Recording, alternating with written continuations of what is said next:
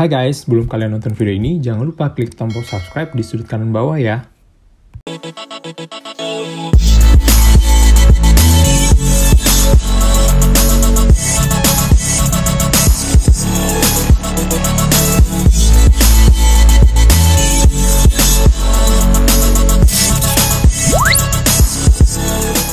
Hai guys, welcome back to the Dribble Channel. Dan hari ini tuh episodenya beda. Hari ini tuh kita nggak bikin video reaction. Aku nggak bikin video reaction, tapi aku bakalan ngasih sedikit informasi tentang impact yang terjadi di masa pandemi global yang sekarang ini.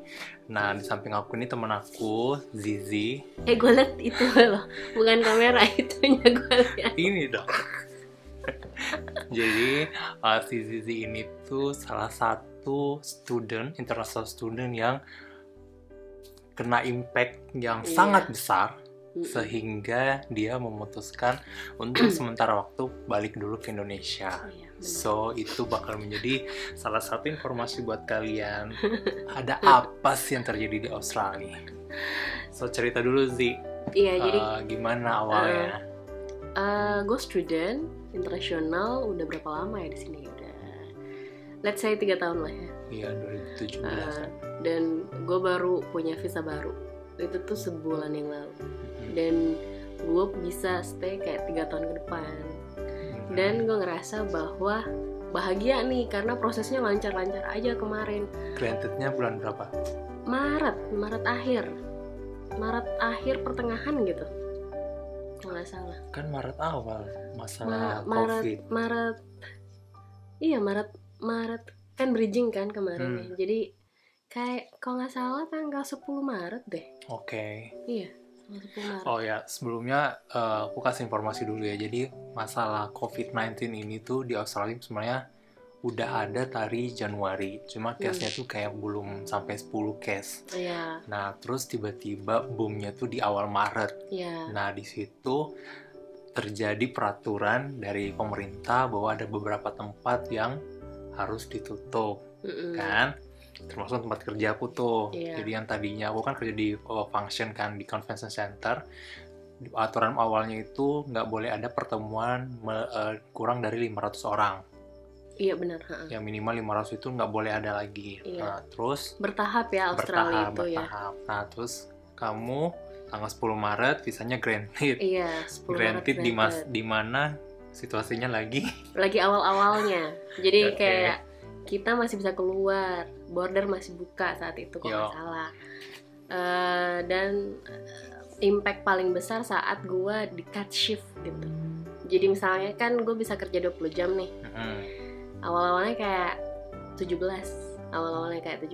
berkurang dari jadi 14, 10, sampai 5, sampai kayak sampai benar-benar totally kita tutup ya. Okay. Sampai zero ya gitu. Jadi kayak wah gimana, saat itu gue punya 2 kerjaan. Iya. Kerjaan yang itu kayak totally nggak bisa karena kita berubah take away kan saat itu. Iya. Dan take away maksudnya ya mau dikasih jelaskan? Iya dong. Take away bukus, nggak boleh makan di tempat. Iya. Terus gue kerjanya di resto. Gue tuh pramusaji aja. Waitress. Jadi take away ya kita nggak di waitress ya nggak dipekerjakan karena kita nggak ada Ya, jadi kerjaan gitu lagi di sana. pramusajinya, pelayan yang di depan, frontlinernya itu dirumahkan. Iya. Yang kerja tuh orang yang di dapur doang. Iya, sama manajer malah. Sama Manajer sekarang yang ngurusin register cash istilahnya saving cost lah ya. Iya, saving cost. Karena memang pekerja struggling, employer which is boss juga struggling ngebayar kita. Sebenarnya bos gue tuh baik semua gitu loh, mau membantu, and then selalu bilang bahwa Zizi, kalau kamu emergency banget butuh bantuan, call me. Jadi, tapi ya sebenarnya sih bukan keadaan gue nggak terlalu yang kayak menderita gimana ya, cuman gue memutuskan untuk pulang aja dulu karena it's like sebelum kita menjelaskan kenapa memutuskan pulang, kan dua kerjaan nih, itu tiba-tiba dirumahkannya tuh di hari yang sama, apa bertahap juga nih, restoran yang mana dulu, tempat kerja yang mana dulu? Nah, restoran yang pertama memang udah farewell karena emang bisnisnya kurang gitu deh. Jadi kayak tutup. Ya, let's say temporary close atau permanen? Kayak temporary sih. Okay. Cuman kayak kita udah farewell gitu, tapi ternyata kita masih dipekerjakan beberapa hari setelah farewell. Tapi setelah COVID totally juga tutup, and then disusul sama pekerjaan gue yang satunya lagi ditutup juga. Itu sekitar minggu keberapa Maret tuh? Minggu kedua Maret deh kayaknya itu ya. Jadi kalau nggak salah, soalnya 5 harian setelah granted visa. Iya. Jadi soalnya gue inget banget tanggal 28 itu hari semenderita gue di rumah yang kayak udah bosen banget gitu, social distancing. Nah, terus si Zizi setelah dia udah nggak kerja, dirumahkan, ceritain dirumahkan ya. Iya benar. Ada ceritanya di situ. Nah, terus di tempat tinggalnya dia dulu itu akhirnya dia mau nggak mau harus pindah karena gue diusir secara terhormat. Nggak, ya diusir sih, cuma ada best of the reason kenapa itu terjadi, dan itu menurutku masuk akal sih, make sense. Dan gue juga memaklumi saat itu gue jadi gue dari radio pulang jam setengah 12 gue pulang, setengah 12 malam gue dihubungi. Tapi kamu di radio bukan kerja yang dibayar kan? Iya, gue volunteer. Iya, gue volunteer buat broadcast bahasa Indonesia. Iya, gue promosin anak radio. Terus saat itu gue pulang di jam setengah 12, dibukain pintu sama si bapak kos dengan mukanya yang kayak 12 malam. Iya, what, lo baru pulang, lo ngapain aja? Maksudnya, lah kenapa ini, kayak emang lo orto gue, nyokap gue mau larang-larang gue keluar gitu. Dan memang juga kepentingan gue keluar itu kayak kepentingan ya radio, kayak gue juga punya andil di situ dan gue bertanggung jawab gitu. Terus tapi emang rulesnya dia udah kayak tekanin gitu buat tenan-tenan yang ngeren di rumahnya itu, kalau bisa jangan keluar kalau enggak pergi belanja doang. Ini ceritanya kejadiannya semuanya di bulan Maret ya, yang di masa lagi pandemiknya. Iya, masa lagi lagi peaknya di Australia peak gitu. Peak of paniknya kita di Maret sih. Kalau sekarang udah lumayan terbiasa. Jadi di Maret itu ada jam yang kita boleh keluar tapi harus ada reason yang esensial. Nah, terus Zizi tiba-tiba pulang jam 12 malam. Jadi kayak sebagai owner, lu kemana sih? Sedangkan sekarang kan situasinya kayak gini gitu. Dia tuh ngebolehin gue keluar rumah tapi kayak sejam aja buat belanja grocery kebutuhan makanan gue. Karena dia juga khawatir dengan gue yang bisa membawa sesuatu pulang ke rumah. Dan saat itu istri owner emang punya penyakit yang kronik ya istilahnya. Jadi kayak dia takut gitu kalau ada kena virus, imunnya si istrinya ini lemah untuk bertahan atau defense gitu. Akhirnya si owner dia bilang kayak gini malam-malam, Zizi, besok kita bicara ya.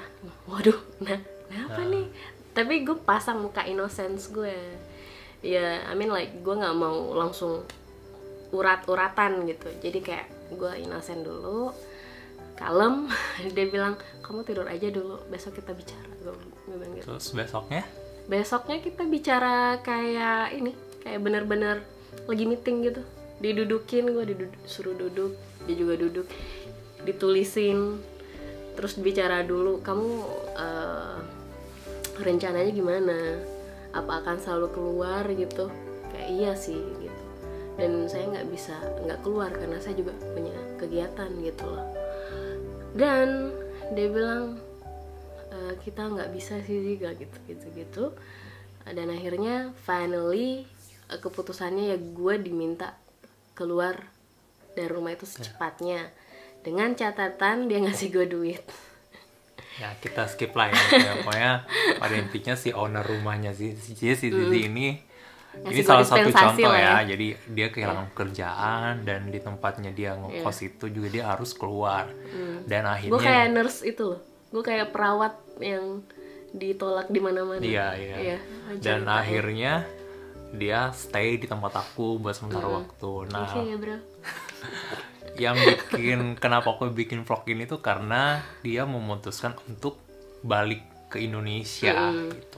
Kenapa? Balik ke Indonesia. Kemarin tuh Scott Morrison. Our apa sih? Prime Ministernya NSW kok. Perdana Menteri. Aussie. Australia. Jadi dia kayak announce bakal kayak gini tuh 6 bulan. Means 6 bulan nggak ada pendapatan. Dan gue juga takut sih kerja literally kayak gue juga honestly mending deh gue pakai tabungan dulu daripada gue kerja, karena jujur aja kali ya kerjaan sekarang tuh yang kebanyakan buat student yang kayak hospitality industry, yang cleaning, yang cleaningan, which is cleaning itu kayak gimana, bersih apa yang dibersihin sesuatu yang kotor kan. Jadi enggak deh, gue bukan nggak bisa memilih pekerjaan itu, terlalu risky. Terus masa retail, supermarket doang mungkin atau apa yang kayak gitu-gitu, dan ya memang ada, cuman susah juga dapetnya gitu, dan memang karena banyak orang yang lagi banyak nyari juga, jadi saingannya makin besar. Ya ada supermarket gede bukanya 5.000 tapi mungkin yang apply mungkin 30.000 atau berapa gitu, jadi ya karena di awal Maret itu banyak banget orang yang akhirnya dirumahkan dan banyak perusahaan juga yang membuka lowongan, which is ya berarti banyak yang melamar dan saingannya makin berat, dan saingannya kita tuh ya warga negara di sini. Gue ancang-ancang nih ya 6 bulan di Indo.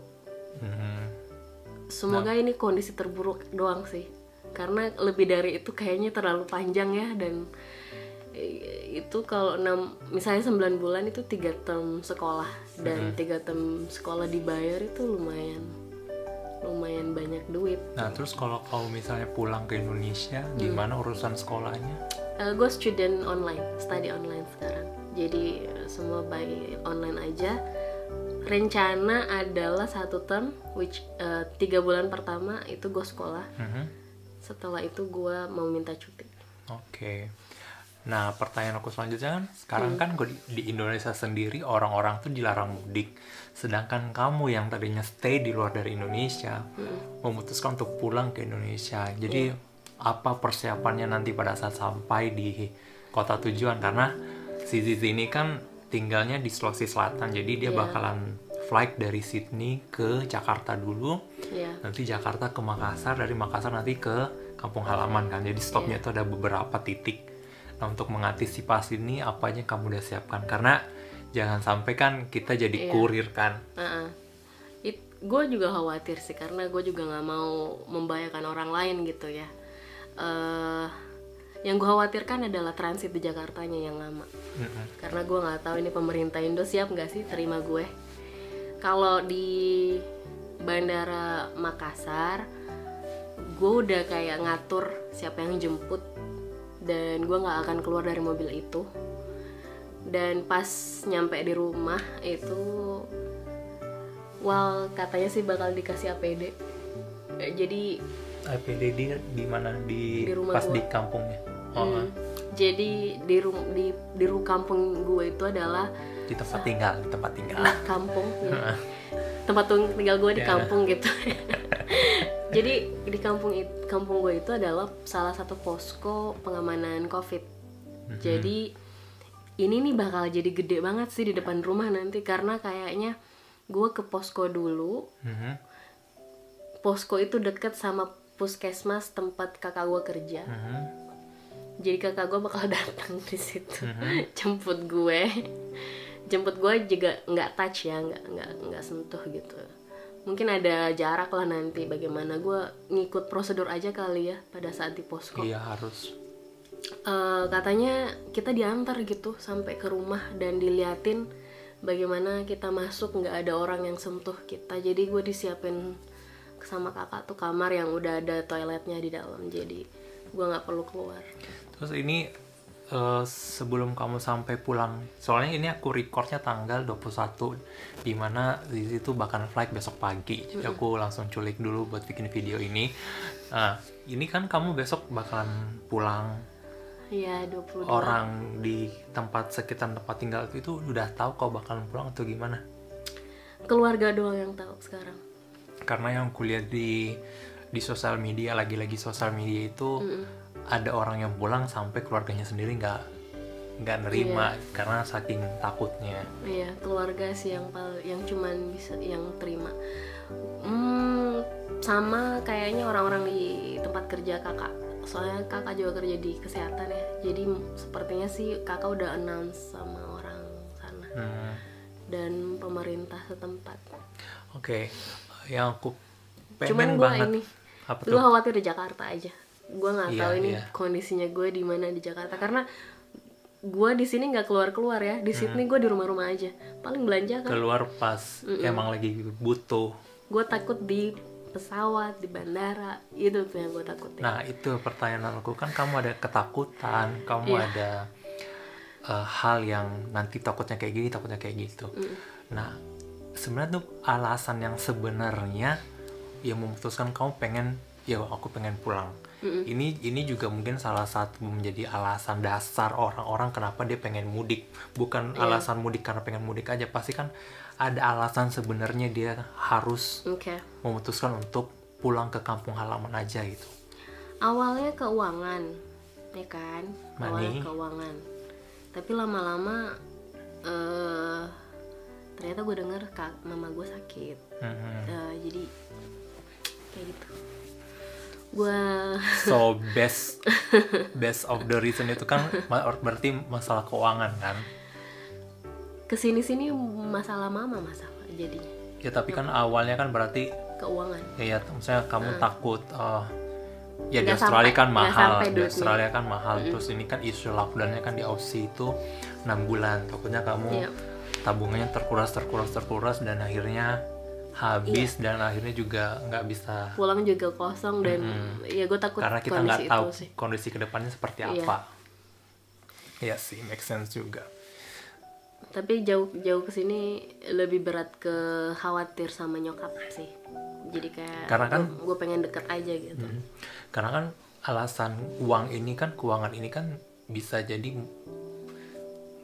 kamu kan salah satu contoh. Bisa jadi orang-orang yang pengen mudik juga punya alasan yang sama. Iya kan? Berarti banyak sih. Banyak, ya pasti. Dan karena emang rata-rata uang. Ya perantau tiba-tiba harus dirumahkan, gak ada penghasilan. Otaknya pasti ya udah daripada aku stay di sini ngeluarin duit, mending aku pulang kampung halaman. Karena kalau mau dibilang kita tuh, kalau hidup gue tuh kayak kita student, kita independen dan independen dalam arti apa nih? Maksudnya independent money. Menghidupi diri sendiri. Iya. Terus malah kita bahkan ngasih beberapa lah buat keluarga gitu. Jadi kayak siapa yang mau ngirimin gue gitu.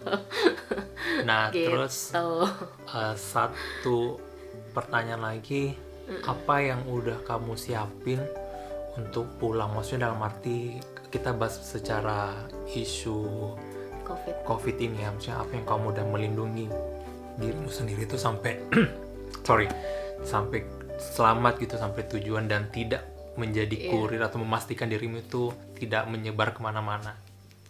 Gua nggak mempersiapkan yang bagaimana ya, karena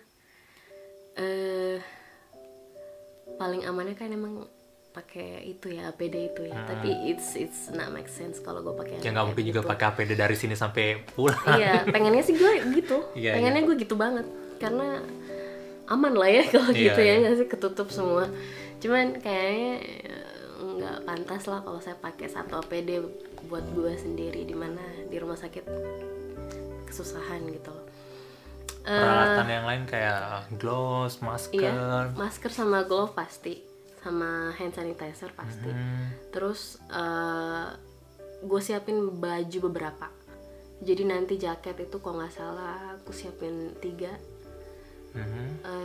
Setiap pindah pesawat atau transit itu bakal gue ganti. Kalau bisa semuanya gue ganti deh. Pada saat gue dapet toilet lagi gue ganti lagi. Jadi semaksimal mungkin gue tidak memakai baju itu lama. Itu sih yang disaranin sama teman gue yang udah pulang. Jadi diikutin aja gitu. Iya guys, karena sebenarnya yang pulang dari Australia itu bukan sih udah banyak banget yang udah pulang sebelum dari bulan Maret itu udah banyak banget yang pulang. Pesawat mau di booking malah nggak bisa di booking. Dan itu alasannya sih beda-beda, tapi base karena alasan keuangan itu yang paling banyak sih ya. Iya. Tapi alasan lainnya karena orang tuanya khawatir anaknya di luar, mending pulang aja cepet kesini. Ada yang kayak gitu. Nanti besok nyampe Jakarta transit berapa lama? Itu dia lama banget. 1 hari 2 hari? 1 malam. Berapa jam? Maybe sekitar 16 ada kali. Jadi gue gak ngerti deh itu 16. Soalnya Garuda sebenarnya yang tadinya tuh 7 jam, dia reschedule. Kayaknya udah 3 kali reschedule atau 4 ya. Karena for information kan flightmu kan harusnya tanggal 2 Mei. Dan tiba-tiba di calling sama Garuda kalau itu harus di reschedule yang which is lebih jauh ke 6 Mei. Ke 6 dan gue nggak bisa karena something jadi gue nggak bisa lebih dimundurin ya. Kalau dimajuin bisa gue. Akhirnya minta maju 22. Dapat 22 April. Nah, satu lagi setelah di okein, dia kasih kabar lagi ternyata yang Jakarta Makassar itu bisanya yang jam saat itu, besokannya pagi. Wah, gak ngerti nih di Jakarta kayak gimana bentuk gue, sumpah. Ya, jadi nanti gue update deh di channel gue ya. Ya, jangan lupa lihat channel dia. Jadi di sini ya. Ada kan di sini? Ada di sini. Asik. Jadi gini guys, tujuannya bikin video ini tuh cuma pengen ngasih tahu kalian sih situasi kita sebagai international student yang dimana kita hidupnya mandiri, yang uang kuliah kita bayar sendiri, pokoknya seluruh kehidupan kita di sini kita bayar sendiri. Dan akhirnya ada beberapa teman kita semua itu memutuskan untuk balik ke Indonesia karena beberapa kondisi gitu. Gue mau ngomong nih, sebenarnya sih gue paling nggak setuju ya masalah pulang kampung ya. Tapi gue ngerti sekarang kondisinya orang yang harus pulang kampung. Kayak gue sekarang. Wah, sebenarnya gue benci banget nih langkah yang gue harus lakukan. Tapi kayak this is the last choice that I can do gitu. Jadi I choose to go back home. Terus gitu sih. Karena pulang juga sebenarnya risky. Maksudnya mungkin Pak di sini kita sehat, tapi di perjalanan kita pulang ada apa-apa. Cuman stay pun itu juga ada resikonya. Ada resikonya juga yang gue nggak tahu nih pesawat sampai kapan ada gitu. Misalnya pesawat tiba-tiba hilang, maksudnya nggak bisa beroperasi lagi beberapa bulan kemudian, di saat duit gue udah nggak ada, gue mau jadi homeless gitu dia. Itu sih yang kayak aduh susah banget dipilih ya. Walaupun gue nggak suka juga langkah yang gue pilih ini, tapi ya men gue takut men di bandara serius. Kalau kondisi aku kan aku sih masih kerja ya. Iya. Alhamdulillahnya aku kerja, emang dari 2 tahun terakhir itu aku kerja di supermarket yang dimana walaupun lockdown itu nggak bakalan ditutup supermarketnya, jadi pasti rutinitas pekerjaan itu selalu ada. Nah itu syukurnya di situ. Nah kalau teman-teman yang lain yang di bidang hospitality yang lain tuh banyak banget emang yang udah nggak dari terima penghasilan hampir sebulan lebih ini sekarang, dan mereka mau nggak mau menguras tabungan yang ada yang udah disimpan selama bertahun-tahun. Dan tadi pun aku dengar beberapa temanku akhirnya juga memutuskan pulang karena mereka ketakutan tabungan ini bakalan habis. Jadi dari sebelum habis mending dia pulang aja, karena di Indonesia biaya hidup lebih murah. Iya. Itu salah satu alasannya juga. Iya. Murah, dan mungkin duit yang kita punya tuh bisa bertahan 2 tahun. Iya, walaupun iya, nggak kerja. Duit tabungannya bisa bertahan 2 tahun walau nggak kerja. Benar-benar itu masuk akal. Kayak gitu loh. Jadi mungkin di sini tahannya cuman ya let's say 5 bulan, tapi di Indo bisa lebih lama dari itu. Gitu. Ya. So, itu guys cerita Zizi tentang kenapa dia memutuskan untuk pulang ke Indonesia. Jangan judge gue ya kalau gue pulang kampung, please. Ya, kita nggak boleh ngejudge siapapun itu yang memutuskan akhirnya pulang ke kampung halamannya, karena kita harus tahu alasan dibalik itu kenapa dia pulang. Kalau mungkin orang yang mudiknya karena pengen mudik doang, itu sih ya itu ya. jangan lah ya. Iya. Kalau masih bisa save di tempat sekarang ya di situ aja tinggalnya, nggak usah mana-mana. Tapi kalau emang kalian yang udah susah lagi untuk bertahan, ya mau nggak mau itu kita nggak bisa ngomong juga. Iya, belum susah gue, tapi mungkin akan kalau gue tetap di sini. Ya akan, iya. Takutnya. So, demikian video hari ini. Ini ada curhatan teman-teman international student di Australia. Kalau kalian pengen tahu setelah ini sih seperti apa, kalian tinggal subscribe YouTube dia, dia juga punya YouTube channel. Di situ banyak sharing-sharing tentang kehidupannya dia. Di sini lagi nih 2 kali nih guys. Mungkin kehidupan di kampung, mungkin dia bakalan bikin video yang pakai APD sampai di kampung seperti apa. Katanya sih bakal dikasih, tapi gue nggak ngerti. Ya, itu suatu hal yang menarik buat ditonton. So, thank you for watching. Buat kalian yang suka video ini, jangan lupa di like, jangan lupa di share ke teman-teman kalian, dan jangan lupa di komen apapun itu.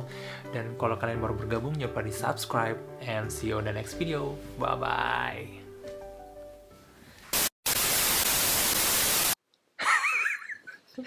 Udah lama nggak bikin video kayak gini.